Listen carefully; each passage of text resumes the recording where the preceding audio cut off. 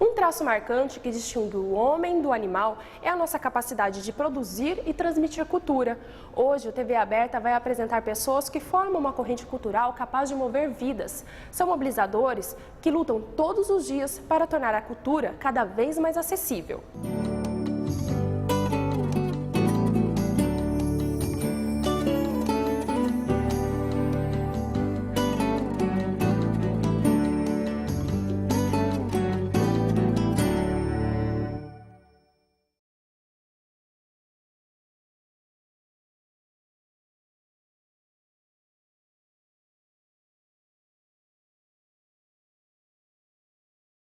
Dança, teatro, leitura, por onde você anda é possível respirar sim um pouquinho que seja de cultura. Sabe por quê?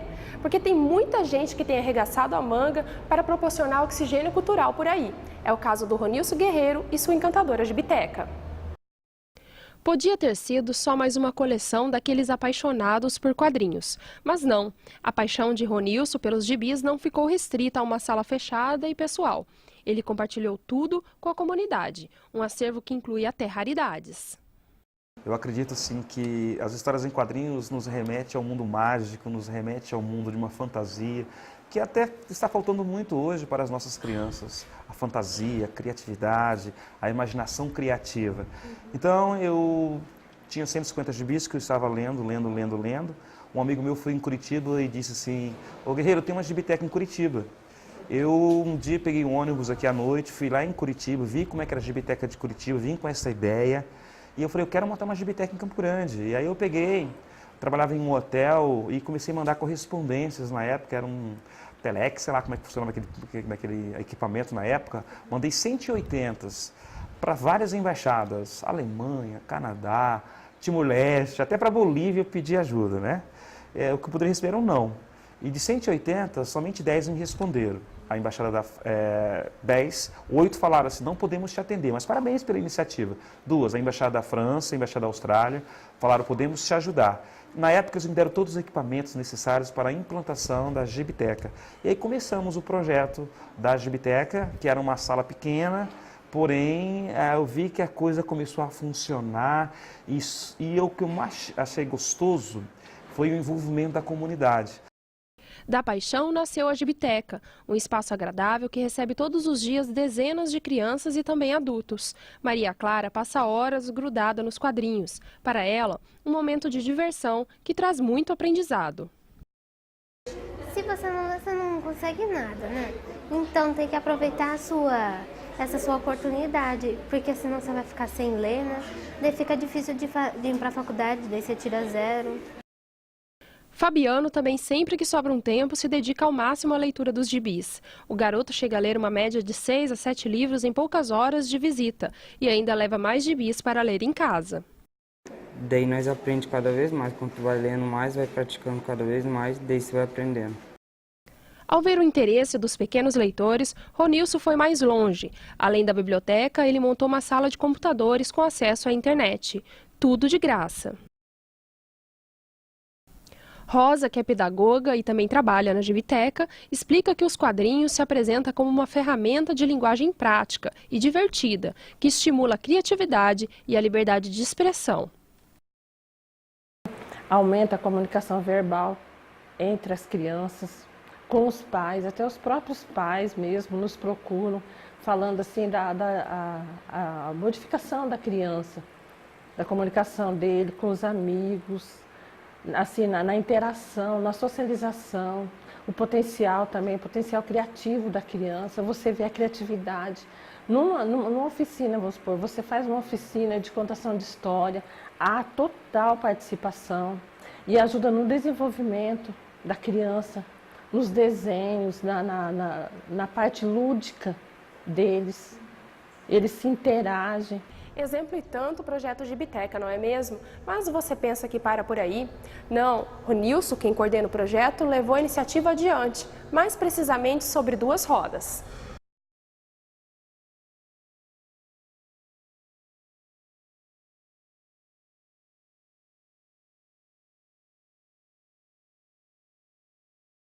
Depois de algum tempo, Ronilson teve uma ideia. Ele percebeu que precisava levar a cultura até o povo, e foi aí que ele decidiu subir em uma bicicleta e fazer salas de leitura ao ar livre. A Gibicicleta é um sucesso entre as crianças. Eu sou professor, eu acredito que nós temos que ser um provocador do saber. E depois da Gibitec, eu veio e vi assim que as pessoas têm que ler. Eu tenho um sobrinho meu que lia 30 gibis por dia, hoje ele está fazendo engenharia. Então, através dos quadrinhos, que a pessoa começa a entrar no mundo mágico do querer. E depois do gibi, passa para o livro. E tem uma frase que diz que o livro não muda o mundo. Quem muda o mundo são as pessoas. O livro só muda as pessoas. E não adianta nós ficarmos com o livro parado. Depois da Gibitec, nós lançamos o projeto Livros Carentes. Esses livros carentes, nós queremos tirar e democratizar o acesso à leitura. Não adianta eu ter centenas, milhares de livros parados nas estantes sem as pessoas lerem. Os livros têm que estar na mão de quem quer ler. O livro tem que estar na mão do leitor. Eu acredito que a única forma para que o livro que chegue às pessoas é você fazer com que o livro fique mais próximo das pessoas. Além da Gibiteca, da Gibicicleta, do Livros Carentes. Por que não implantar mini biblioteca nos terminais de ônibus também? Onde as pessoas pegam um livro, qualquer livro, e lê o livro e deixe esse livro em qualquer outro ponto de ônibus, entregue numa universidade, entregue no comércio. O livro não pode ficar parado. Na minha opinião, isso é um desperdício muito grande, dá dó. Chegar numa casa e você encontrar centenas de livros parados. É a mesma coisa que você tem Bíblias em casa. Eu sou cristão, leio Bíblias. Aí você verifica que a Bíblia está bonitinha, você dá uma olhadinha, o livro Bíblia nunca foi folheado. Eu acho errado isso. O livro tem que estar na mão de quem quer ler. No próximo bloco, você vai conhecer mais mobilizadores da cultura, como o Grupo Maracangalha, que leva teatro às ruas de todo o Brasil. Nós já voltamos.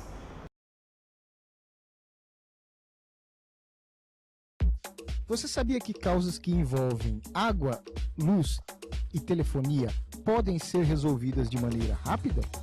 Basta procurar o Expresso do Juizado Central em Campo Grande para fazer uma conciliação. Conheça o Judiciário, um meio legal de entender a justiça. Tribunal de Justiça de Mato Grosso do Sul. O que é o Poder Executivo? O que faz um deputado? Como é criada uma lei? O que é judiciário? O que o governador tem que fazer? O que faz a Assembleia Legislativa? Como é administrado o nosso Estado? Quem faz o quê? Quais são os três poderes?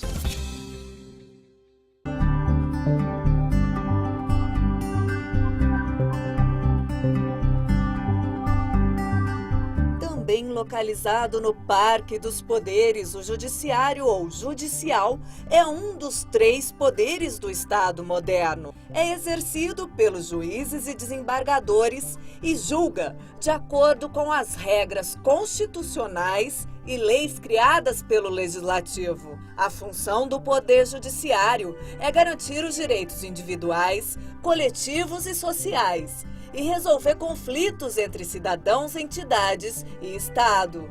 Ou seja, promover a justiça, resolvendo todos os embates que possam surgir na vida em sociedade. E todos os cidadãos podem solicitar que o Judiciário se manifeste e resolva disputas ou puna aqueles que não cumprem as leis. Para garantir esse direito, as pessoas podem recorrer ao Ministério Público, à Defensoria Pública e aos advogados inscritos na Ordem dos Advogados do Brasil, a OAB. Todo o processo, ainda que tenha sido intentado pela Defensoria Pública ou por um advogado, mas onde há necessidade da fiscalização do Ministério Público, o Ministério Público atua dentro desse processo, tendo vista dos autos. Principalmente um caso quando se trata de menores. Uma questão ligada à família. Então, o Ministério Público atua no transcorrer desse processo, desses atos coordenados, né? Então, o promotor, o processo é dado vista ao promotor, o promotor, dentro da legislação que ele conhece pertinente ao caso, ele irá atuar como fiscal da lei. Tudo para assegurar o amparo, proteção ou tutela dos direitos dispostos nas leis. O Judiciário, junto com o Legislativo e o Executivo, fazem parte dos seus poderes. Conheça e exerça seu direito com cidadania.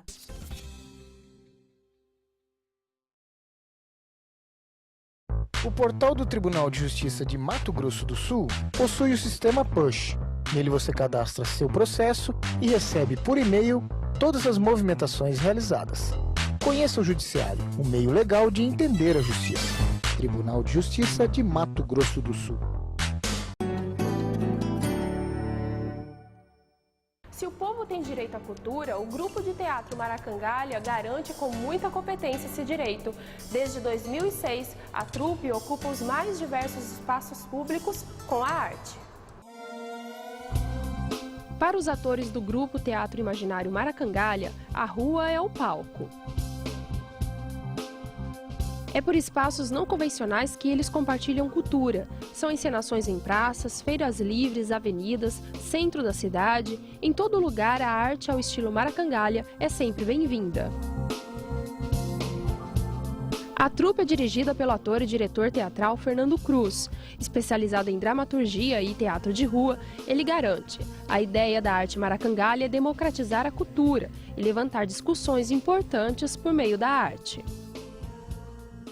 O Imaginário Maracangalha, né, que é nosso grupo, a minha companhia de teatro, né, ela tem essa preocupação e tem essa missão, tem isso como objetivo, como meta. Fazer uma arte pública que fale de questões públicas e que seja levada a todo tipo de público. Mais que democratizar, é proporcionar novas experiências não só ao público, como também aos atores. Além de palco, a rua serve como um laboratório de pesquisas para o grupo. É impossível passar pela rua e não ser transformado. Porque estar na rua significa perceber o outro. E perceber a diferença do outro ensina também a gente a conviver com as diferenças e estabelecer relações de respeito. Espetáculos públicos e de graça para todos. Esse é o lema do Grupo Maracangalha. Depois deles, as ruas da cidade nunca mais serão as mesmas. O grupo democratizou a cultura e por uma simples razão: amor à arte. A gente leva isso às ruas porque, acima de tudo, é um direito público, é um direito humano. Nós pagamos impostos. Os impostos são para trazer benefícios para a gente enquanto comunidade. Água, saneamento básico, saúde, educação. Cultura também é algo elementar e fundamental para a vida das pessoas, pois alimenta a alma.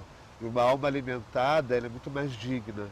Ela não é tratada só como um objeto ou um robô que vai receber a água, vai receber a comida, vai receber um remédio e assim ele funciona.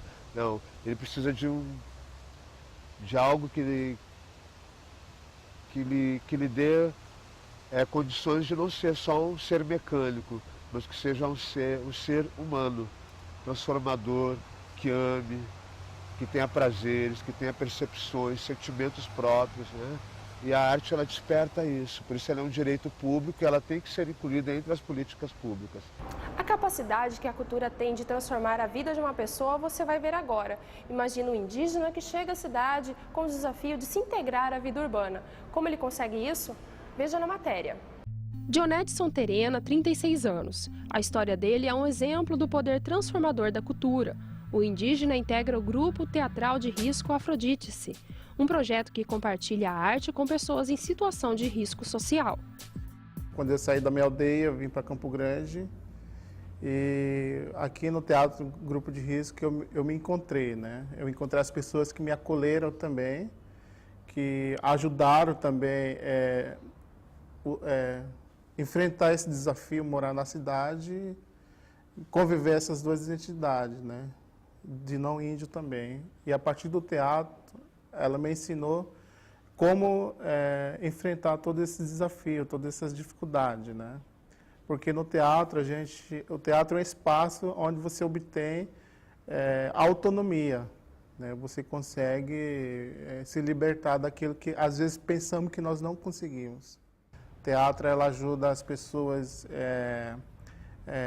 ter essa visão, né, de conseguir enxergar a sua própria por dentro, assim, né? Os facilitadores de cultura, como são chamados os integrantes do grupo, quando entram para o projeto, deixam a fragilidade para trás. No Afrodite-se, quem chega vulnerável sai forte, com uma nova visão sobre si e a vida. Eu sei que as pessoas que chegaram, elas no processo que cada um está aqui, ela começa a descobrir que ela tem voz, que ela é linda, sabe? Ela é linda, ela é única, só ela tem essa história, sabe? Por isso que é importante ouvir todos, porque todos eles vão nos fazer ficar melhores. Então o teatro é tudo isso. Para mim, para o grupo, eu acho que até o momento quando a gente está junto e pensa que o teatro deveria ser disponibilizado, porque é mais uma ferramenta de emancipação, de desenvolvimento da criatividade, de achar o sentido da beleza. Não essa beleza que é veiculada ali, um padrão que você fica se martirizando para atingi-lo e que é inatingível, né? Mas a beleza que cada ser humano contém, por ter vivido uma história que é só dele. No Grupo Afrodite, as portas estão sempre abertas. Do lado de cá, não há diferenças, nem identidade. Fica difícil ficar fragmentando. A gente pensa o conjunto todo da sociedade, né? As fragmentações são convenientes, né? Porque aí a gente se separa. E quando a gente está separado, a gente está fraco. Então, dentro do grupo, a gente pensa dessa forma, né? É difícil que, no começo, as pessoas acreditem que o que nós falamos seja um fato, né? Como eu falei, a gente nada contra a maré.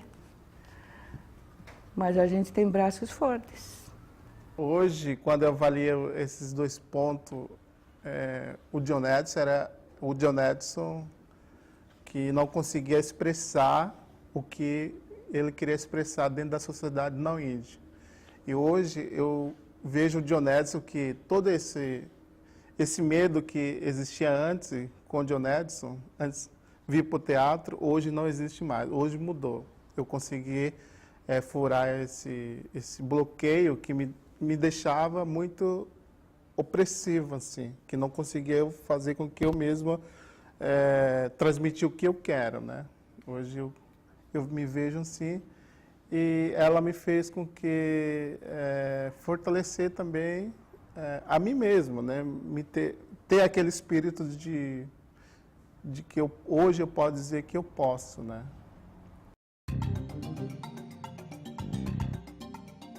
Já imaginou como um cego faz para acompanhar uma peça de teatro?